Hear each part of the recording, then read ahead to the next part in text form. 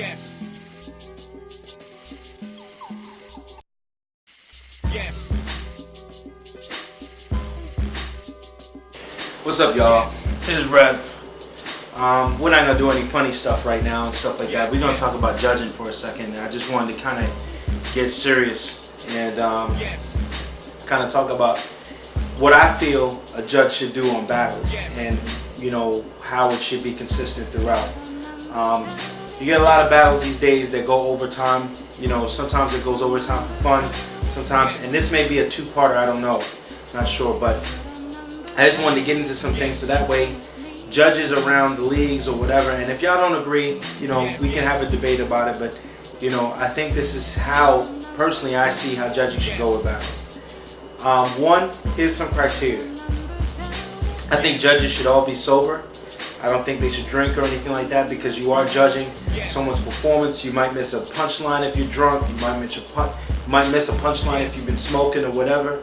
You know, and you know, quite frankly, I mean, if you're off your rocker a little bit or whatever, you know, you may give it to the wrong person thinking it was the right person you were trying to give it to. So you never know. I think you should be sober. I think you should be ready to rock and you're focused.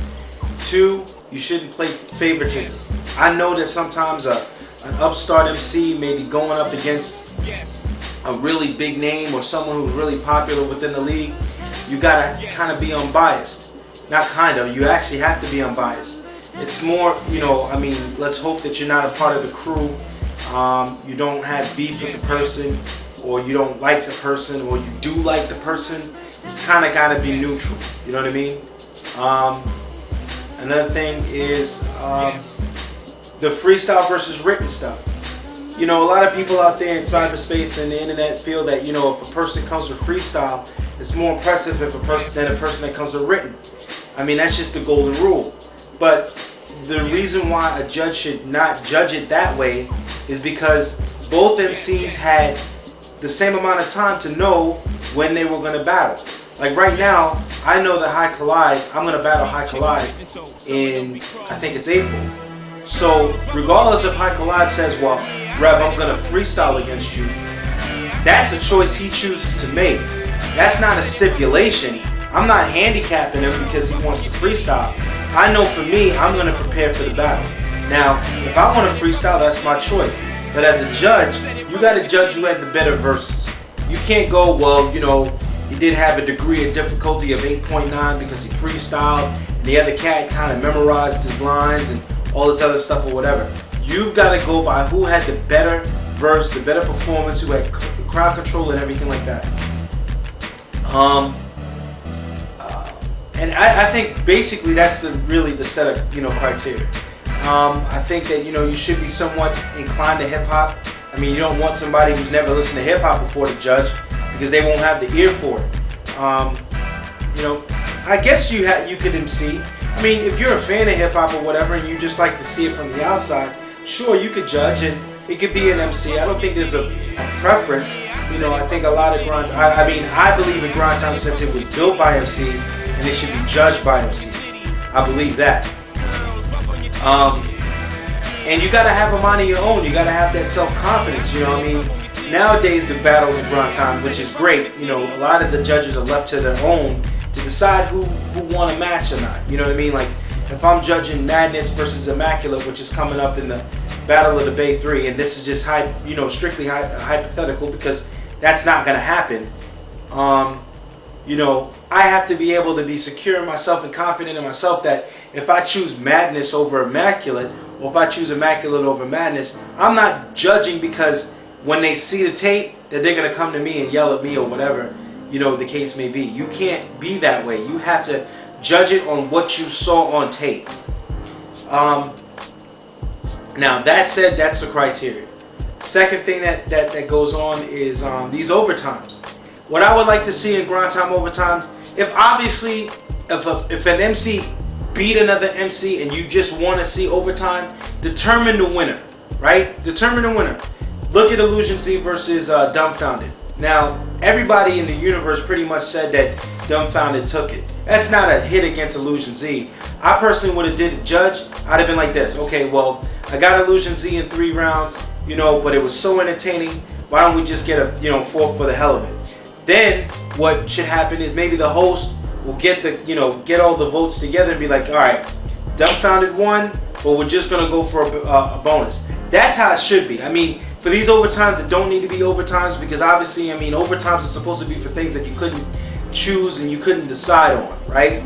But I think if it's pretty much a done deal, then go ahead and decide the winner. Ask the two, you know, MCs if they just want to go for it again and make the overtime a promo. You know what I mean? Instead of making it like, I mean, because here in that situation with Dumbfounded and Illusion Z, that was an official overtime. Even though Dumbfounded took it in 3, if Illusion Z had won the overtime, he could have won the whole match, which would have been a travesty.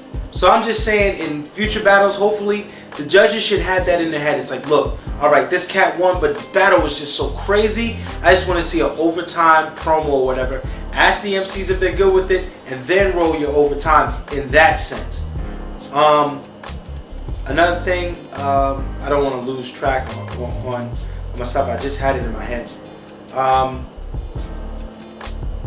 Damn. Oh, overtime judging. Yo, look, if a battle goes to overtime, judge just the overtime. You can't judge the 3 battles or the 3 rounds that went before it. That's what overtime's all about. You couldn't decide on the 3. You see what I'm saying? That's what the 3 was for. You couldn't make up your mind. You asked for an overtime. Now you got to clear that out. You got to go straight for the overtime. You can't say, well, all right, you know, Tantrum versus Reverse Live, or Unorthodox Phrases versus G Money or something like that. Well, you know, in my mind, I was thinking that G Money had it in 3, but that overtime really convinced it. No, you can't do that. It's totally new. You gotta wipe it out. I know you guys disagree about that, but that's how overtime should go. If it's an overtime round, you are only judging on that one round, and that is it. Another thing that's a pet peeve of mine that you should not be doing. These chokes and these stalls and everything like that, you can't have remorse for somebody just because you know that they could come tighter in another battle. You've seen them come harder. If a cat chokes or if a cat stalls well enough to take notice, the battle, I mean, that round is it. Now, the only way I see somebody choking or making a mistake or whatever the case is, let's say they kill them in the next rounds that they have. So let's say the first round, he killed them. MCA killed him. The second round, he choked and stumbled, right? Well, actually, you know, we had a battle like that, so let's just talk about it. The BC versus Knowledge Medina battle, right? Knowledge Medina did his thing in the first round.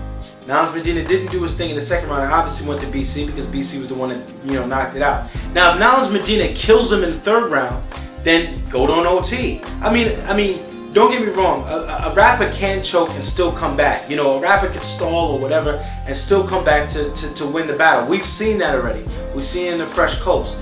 But what I'm trying to say is it makes it extra hard for that rapper to do it. That rapper's got to kill him. He's got to kill him. It can't even be close because that choke is so significant. It's insane. You know what I'm saying? So that rapper that stalled or made a mistake or whatever, he's got to keep it in his mind, or she's got to keep it in her mind, that they've got to kill it, you know what I mean, to make it go into overtime or for them to even win the match. So as far as judging goes, that's how I feel about it. That's how I think judges should roll. That's how I think that, you know what I mean, that's the criteria, that's the seriousness of it.